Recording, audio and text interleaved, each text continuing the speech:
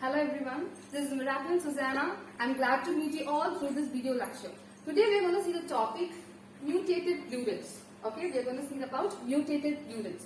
So before getting into the topic, let's recollect few points about plurals. Okay, so let's see what is plurals. So plurals are nothing but normally we'll be trying to convert a singular noun into plural forms. Okay, so look at this picture. There is a single baby over here. When we are trying to convert into plural form, what we do here is we'll be adding suffix to that particular noun in order to convert the singular noun into plural. So see, I have given here to convert a singular noun into plural. What we'll do is we'll be adding suffix to the noun. Okay. So look at the example. Baby is converted into babies. Boy is converted into boys. Deer is converted into deer.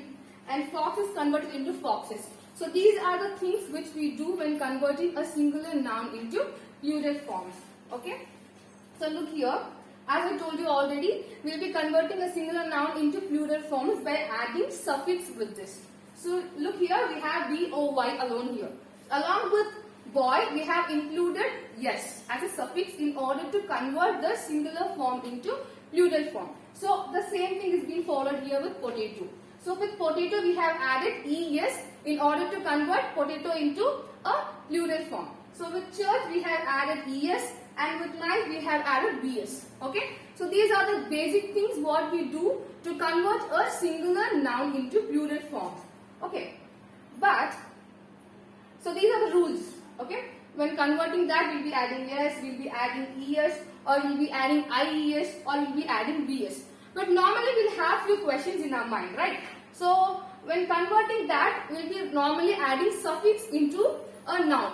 But there are few nouns which cannot be converted into plural forms by adding the suffix, right? So normally we used to wonder why this noun alone cannot be added with this rule. Okay, so we all used to think. So when I was studying plurals, I also had this question. Why do we convert this word alone with the changing of spelling? So let's see this. So the words like this: foot into feet, tooth into teeth, goose into geese, man into men.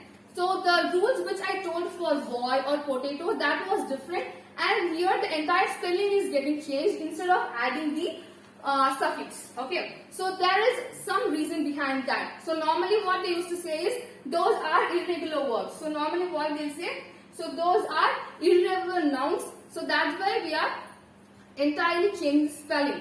But the real reason behind that is the influence of e-mutation. Okay, so during Old English period, there was influence of e-mutation around all the languages. So that was the reason behind this. So now let's get into the topic e-mutation. So now let's see what is e-mutation actually. So mutation means change. Mutation means change. So what kind of change does occur in the language? So the change of vowel sound occurred. Okay. In the terminology of linguistics, mutation is a change in the vowel sound. So there was a change in the vowel sound which has caused this foot to change into feet, or which has caused tooth to change into teeth. So why is it called as e-mutation? So I told you already, mutation means change. Why don't we simply call it as mutation? Why do we call it as e-mutation? The reason behind that is the vowel sound which is changed here is e. So this is pronounced as e in the phonetical terminology. Okay. So look here, the word F-O-O-T, food, oo, O-O-oo. This oo sound is getting changed into e. F-E-E-T, feet, e. So you can recall, right? Oo is getting changed into e. So that is why we call it as e-mutation. Here the sound, e sound is being influencing that particular noun. So that's why we call it as e-mutation. So again you can see this as goose and geese, man and men. So that's why we call it as mutation, right? So I hope now you all will be clear with what is e-mutation. So let's see some more topics about that.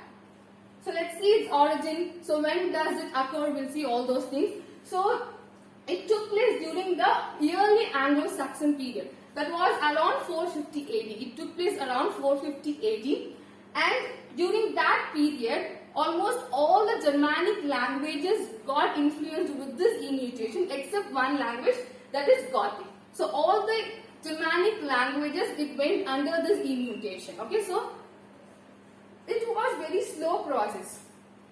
So this E mutation, talking about that, it occurred around 450 AD, but that was not a uniform influence and it doesn't occur simultaneously. See, I have given the point, it did not occur uniformly and simultaneously in all words. So when we are going to see further, you have to keep this point in your mind. It does not occur simultaneously and it does not occur uniformly. Okay. So next one, it was a very slow process. So why do we call it as slow process? Because it became well advanced only around 600 to 700 AD.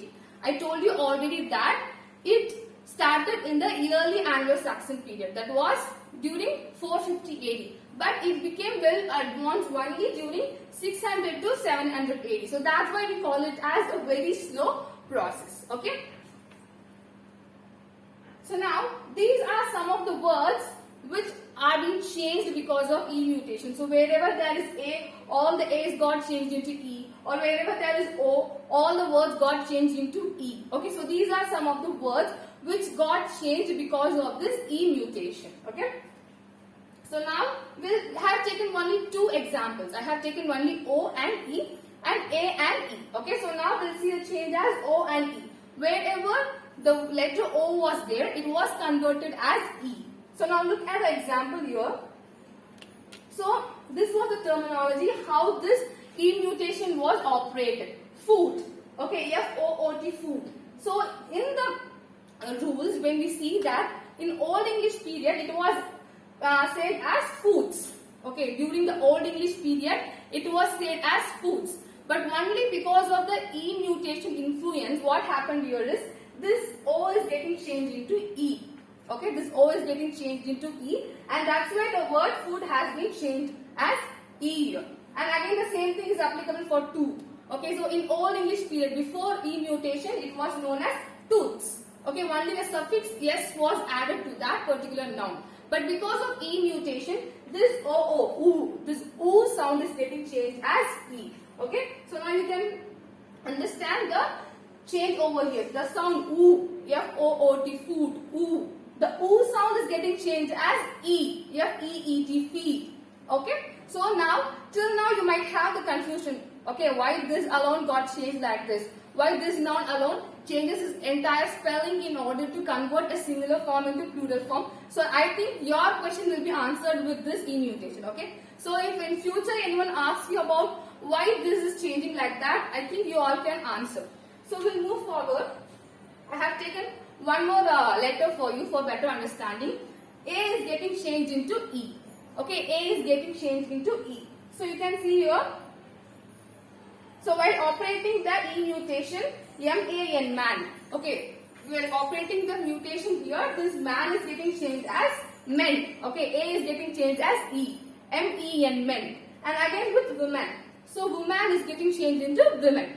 Okay, so this is the reason why do we change these particular words into plural forms with changing the spelling but not adding a suffix with it. Okay, so there were some words which doesn't undergo this E mutation. I told you already that it did not occur uniformly and simultaneously in all the words. I told you already that it doesn't occur simultaneously in all the words. So these are the some words which were left without the influence of E mutation. So book, the plural form is books. Root and the plural form is roots. Okay, so don't get confused if in future someone asks you about why fruit is getting changed into feet and why book is not getting changed into beads and all. So you can answer that these two words and all got escaped from E mutation, and those are the words which came under the influence of E mutation. Okay, so thank you so much. I hope you all understood what is E mutation.